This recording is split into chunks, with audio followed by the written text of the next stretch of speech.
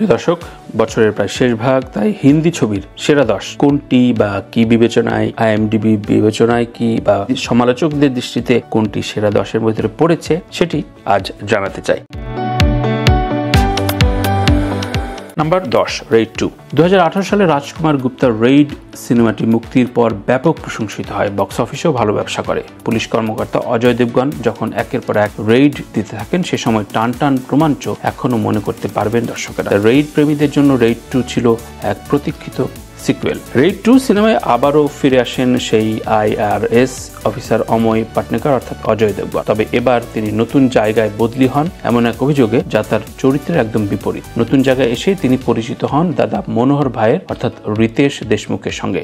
এলাকার সবাই তাকে দাদা ভাই ডাকে। সবার কাছে তিনি ঈশ্বরতুল্য গরিবের বন্ধু। তার মাতৃভক্তি হার মানায় গল্পকেও। দাদা ভাইয়ের সঙ্গে অময় পাটনায়ক শুরুতে বেশ বন্ধুসুলভ ছিলেন, কিন্তু হঠাৎ করে তিনি রেইড ঘোষণা করেন দাদা ভাইয়ের বিপক্ষে। এই ঘোষণায় পুলিশ বিভাগের মধ্যেও দ্বিধাদ্বন্দ্ব শুরু হয়। তবে চমকে যাওয়ার মতো ঘটনা ঘটে যখন জীবনের প্রথমবারের মতো হানা দিয়ে কিছু উদ্ধার করতে পারেন না অময়, বরং শহর জুড়ে বিক্ষোভ শুরু হয় তার বিরুদ্ধে। এই ঘটনায় অময় বিতাড়িত হন পুলিশ ডিপার্টমেন্ট থেকে। অময় কি জীবনের প্রথমবার ভুল ছিলেন নাকি দাদা ভাইয়ের কাছে হারলেন তিনি? এই ঘটনায় উঠে এসছে রেইড 2 সিনেমায়। 1 মে প্রেক্ষাগৃহে মুক্তি পাওয়া এই সিনেমাটি বক্স অফিস থেকে আয় করেছে 235 কোটি রুপি। নাম্বার 9, হাউসফুল 5। হাউসফুল ফ্র্যাঞ্চাইজের প্রথম কিস্তিটি সমালোচকদের প্রশংসা না পেলেও বক্স অফিসে মোটামুটি ব্যবসা করে। তারকা বহুল ছবিটিতে অভিনয় করেছেন অক্ষয় কুমার, নানা পাটেকর, অভিষেক বচ্চন, রিতেশ দেশমুখ, জ্যাকি শ্রফ, শ্রেয়াস তলপড়ে, চাঙ্কি পান্ডে, ডিনো মারিও, ফারদিন খান, সঞ্জয় দত্ত, রঞ্জিত, জনি লিভার, জ্যাকুলিন ফার্নান্দেজ, নার্গিস ফকরি, চিত্রাঙ্গদা সিং, সোনাম বাজয় সহ এক ঝাঁক তারকা। রঞ্জিত ডোবরিয়াল নামে এক বিলিয়নিয়ার তার 100তম জন্মদিন সবাইকে এক প্রমোদ তরিতে আমন্ত্রণ জানান উইল পড়ে শোনানোর জন্য।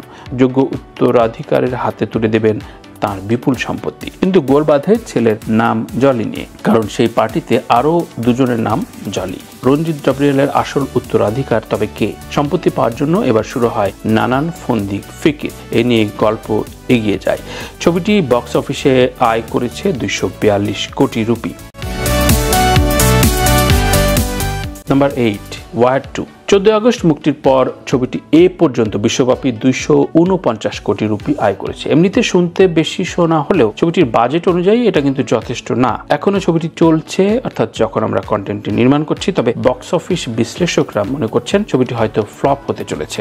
ইয়াশ রাজের স্পাই ইউনিভার্সের প্রথম সিনেমাটি বানিয়েছিলেন সিদ্ধার্থ আনন্দ, এবারেরটি পরিচালনা করেছেন অয়ন মুখার্জি। আগের কিস্তিতে নায়িকা ছিলেন বানি কাপুর, এবার কিয়ারা আদভানির সঙ্গে টাইগার শ্রফের বদলে যুক্ত হয়েছেন এনটিআর জুনিয়র। এত তারকা নিয়ে বক্স অফিসে ছবিটি সেভাবে ভালো করতে পারেনি। মনে করা হচ্ছে দুর্বল চিত্রনাট্য এর মূল কারণ।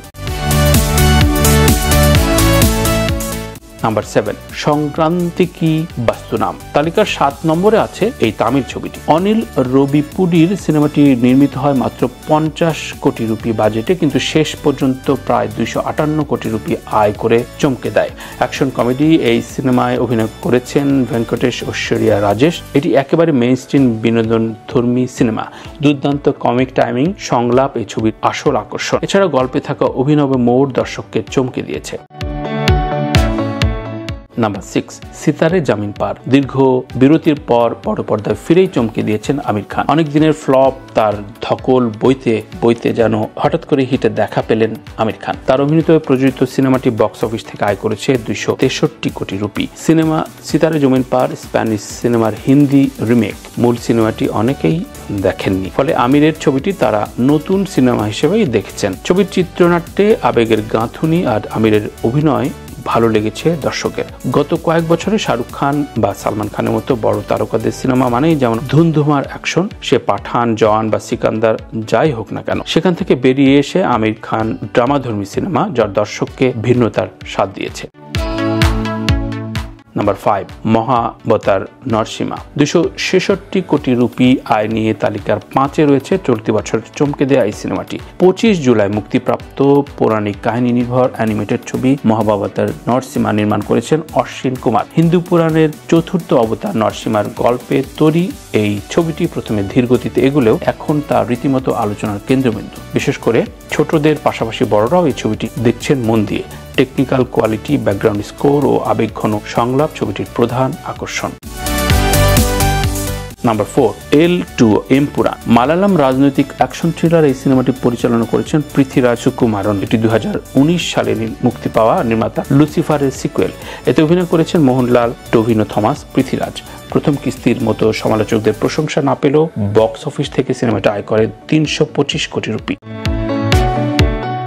নাম্বার 3, কুলি। 444 কোটি রুপি নিয়ে তালিকা 3-এ রয়েছে লোকেশ কংরাজের সিনেমাটি। এই ছবিটিও সমালোচকদের সেভাবে প্রশংসা পায়নি, কিন্তু বক্স অফিসে ঝড় তোলে। 74 বছর বয়সে এসেও দাপট দেখিয়েছেন মহানায়ক রজনীকান্ত। কুলি সিনেমায় রজনীকান্ত এখানে অবসরপ্রাপ্ত এক কুলি, যিনি বন্ধুর রহস্যজনক মৃত্যু তদন্ত করতে গিয়ে জড়িয়ে পড়েন গ্যাংস্টারদের জটিল জগতে। ছবিতে আরও রয়েছেন নাগার্জুনা, শ্রুতি হাসান, সৌবিন শাহির, উপেন্দ্র আর সত্যরাজ। বিশেষ চমক হিসেবে ক্যামিও করেছেন। তামিল ছবিতে অভিষেক ঘটিয়েছেন আমির খান নিজেও। নাম্বার 2, সায়ারা। 563 কোটি রুপি আয় নিয়ে অনুমিতভাবে তালিকার 2-এ রয়েছেন মৈত্রীর সিনেমা সায়ারা। বাণী বাত্রার বিয়ে 6 মাস পর বাণী উঠে দাঁড়ায়, কাজ নেয় এক পত্রিকা অফিসে, কিন্তু প্রথম দিনে মুখোমুখি হয় এক রাগী বদমেজাজি উঠতি গায়কের। সেই উঠতি গায়কের রকস্টার জীবন এবং প্রেম, নানান রকম ক্লাইম্যাক্স নিয়ে সায়ারা সিনেমাটি নির্মিত হয়েছে। বাণী বাত্রার চরিত্রে নায়িকা হিসাবে অনিত পাড্ডা, ক্রিস কাপুর চরিত্রে আহান পান্ডে, দুজনের প্রথম সিনেমা সায়ারা। দুজনের অভিনয় মন ছুঁয়েছে দর্শকদের। সে সঙ্গে একের পর এক দারুণ গান প্রাণ দিয়েছে এই ছবিটি। নাম্বার 1, ছাবা। চলতি বছরে ভালোবাসা দিবসে মুক্তি পেয়ে বক্স অফিসের ঝড় তুলেছিল লক্ষণ উতেক করের এই সিনেমাটি। 797 কোটি রুপি আয় নিয়ে সিনেমাটি তাই এখন পর্যন্ত চলতি বছরের সবচেয়ে বেশি আয় করা সিনেমা। ছাবা সিনেমা মারাঠা সম্রাট শিবাজি মহারাজের ছেলে সাম্বাজিকে ঘিরে, আর সাম্বাজি মহারাজের চরিত্রে অভিনয় করে তাক লাগিয়েছেন ভিকি কৌশল। ছাবা গল্প শুরু হয় মুঘল সম্রাট আওরঙ্গজেবের দরবার থেকে। শিবাজি মহারাজ ছিলেন তুমুল প্রতাপশালী রাজা, আওরঙ্গজেবের সবচেয়ে বড় শত্রু। কারণ শিবাজি মহারাজকে পরাজিত করার পরও মারাঠা সাম্রাজ্য দখল করার ইচ্ছা পূর্ণ হয়নি আওরঙ্গজেব। এমনই কাহিনীতে দারুণ ক্লাইম্যাক্স আর দারুণ চিত্রনাট্য এবং এর সিনেমাটোগ্রাফি তাক লাগিয়ে দিয়েছে অনেককে। ভিকি ছাড়াও সিনেমাটিতে অভিনয় করেছেন রাশ্মিকা মান্দানা ও অক্ষয় খান্না।